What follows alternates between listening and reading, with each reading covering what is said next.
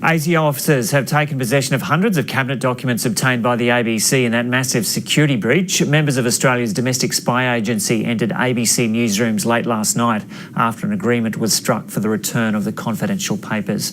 Political reporter Ashlyn McGee has more from Canberra.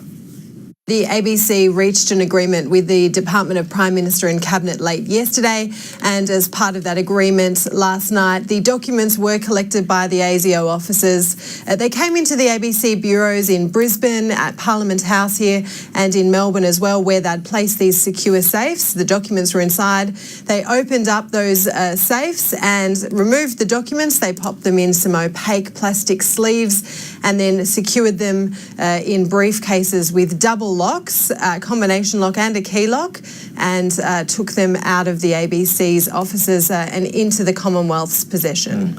And so have they received assurances from, or have they sought assurances from you and the ABC that these documents weren't copied at all? Look, some of the discussions, as you'd imagine, are at much higher pay grades than mine. And Okay. I've had a couple of very busy days now following this story as we move from breaking the story on Wednesday to ASIO asking us to secure the documents and us agreeing on Thursday night.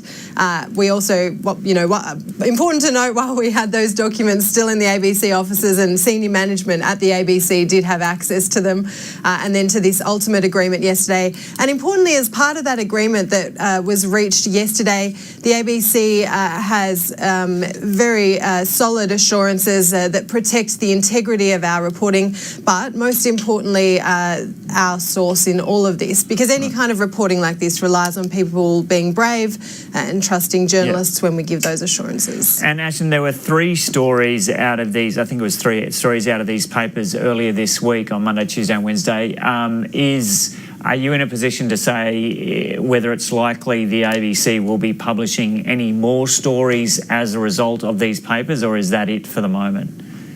Look, what I can say is that we have published everything that there is to say in these papers. We spent a large amount of time going through them, thousands of pages, hundreds of documents, and found the stories that were in the public interest. As we spoke about at the time, there are some things that we didn't report because of national security concerns. So everything that's needing to be out there is out there, and the biggest story of all is, of course, how these very sensitive documents came to be in that sale yard, and that's now being investigated. Yeah, so where does that stand now? There's a very high-level investigation into the processes, the security lapses that led to this happening. Absolutely there is, as there should be. The Department of Prime Minister and Cabinet is investigating. They launched an immediate investigation on Wednesday.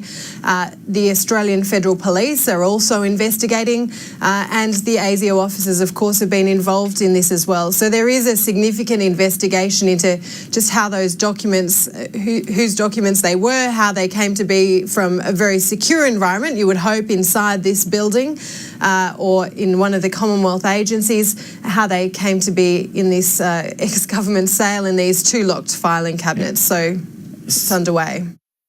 Ashlyn McGee reporting there.